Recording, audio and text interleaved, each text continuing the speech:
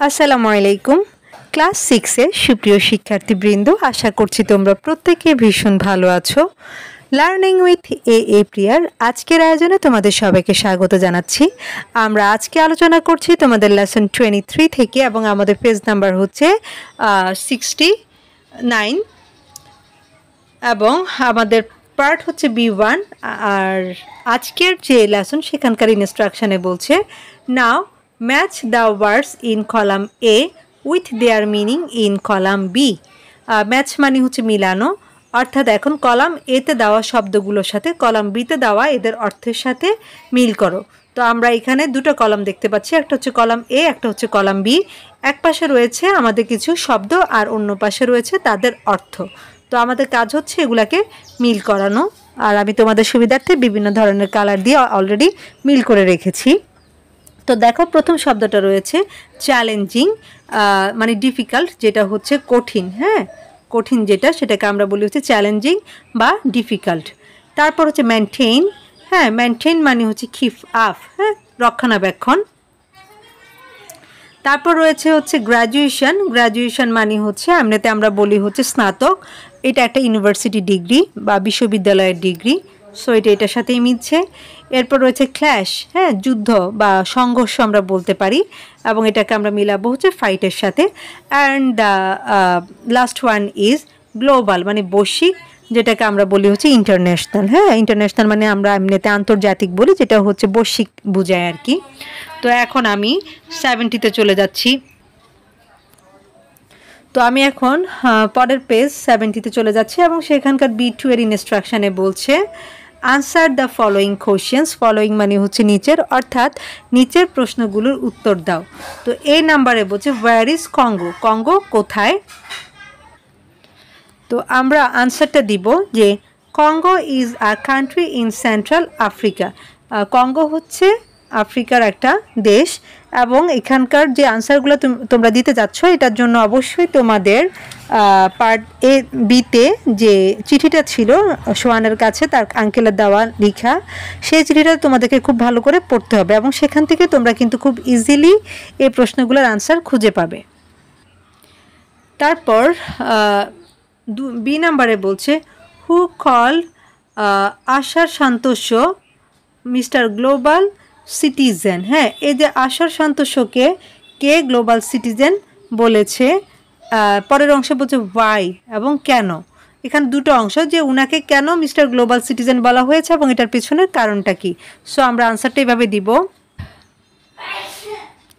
যে the uncle called Asha Santosh mister global citizen, মানে এই যে ওই যে চাচা অথবা মামা বা কাকা আমরা যেটাই বলি তাকে হচ্ছে গ্লোবাল সিটিজেন বলা হয়। Because has travel to many countries, তিনি অনেক দেশ ভ্রমণ করেছেন। Worked with people from different cultures, বিভিন্ন ধরনের সংস্কৃতির লোকজনের সাথে তিনি মিশেছেন বা কাজ করেছেন। And made friends all over the world, এবং সারা বিশ্বের অনেকের সাথে উনি বন্ধুত্ব করেছেন, এবং এইসব কারণে তাকে হচ্ছে মিস্টার গ্লোবাল সিটিজেন বলেছেন। তো তোমরা আবার এভাবেও লিখতে পারো যে সোহানস আঙ্কেল। হ্যাঁ, আমি লিখেছি হচ্ছে দ্য আঙ্কেল কল্ড, এভাবে না লিখে তুমি দায়ের পরিবর্তে, যেহেতু আমরা জানি উনি হচ্ছেন সোহানের কাকা, হ্যাঁ, তাহলে সোহানস আঙ্কেলও বলতে পারো। হ্যাঁ, অথবা এইভাবে লিখলেও পারো, যার যেভাবে সুবিধা হয় সে সেভাবে লিখবা। তারপর সি নাম্বারে বলছে would you like to be a global citizen, তুমি কি একটা গ্লোবাল সিটিজেন হতে চাও। হ্যাঁ, তো সেটার আনসার কেমন হতে পারে, যে আমরা হয়তো বা অনেকে জিনিসটা পছন্দ করবো। সো আমরা লিখতে পারি যে এরকম, ইয়েস, হ্যাঁ, I would like to be a global citizen, আমি বৈশ্বিক নাগরিক হতে চাই। বিকজ, কারণ it would give me the chance to learn from different cultures, share ideas and work for peace and unity. কারণটা কি, কারণ হচ্ছে এটা আমাকে একটা সুযোগ দিবে যাতে করে আমি বিভিন্ন সংস্কৃতি সম্পর্কে জানতে পারি, আইডিয়াগুলো শেয়ার করতে পারি, এবং শান্তি ও ইউনিটি মানে হচ্ছে একতা বা সংহতি। So work for peace and unity পুরাটা যদি একসাথে বলে তাহলে হতে পারে এরকম, শান্তি এবং সংহতির জন্য কাজ করা।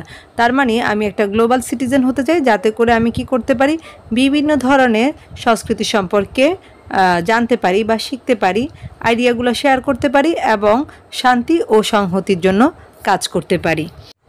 এই হচ্ছে আমার পার্ট B2 এর আনসার। এখন আমি B3 তে চলে যাচ্ছি। B3 এর ইনস্ট্রাকশনে বলছে if you got the chance, অর্থাৎ তুমি যদি চান্স পাও টু মিট অসার সন্তোষ, অর্থাৎ অসার সন্তোষের সাথে দেখা করার যদি সুযোগ তুমি পাও, what questions would you ask him, কী কী প্রশ্ন তুমি তাকে করবে। Make a list of 5 questions, অর্থাৎ 5টা প্রশ্নের একটা তালিকা তৈরি করো। অর্থাৎ তুমি যদি এই লোকটার সাথে দেখা করার সুযোগ পাও তাহলে তাকে তুমি কোন কোন প্রশ্নগুলো করতে পারো।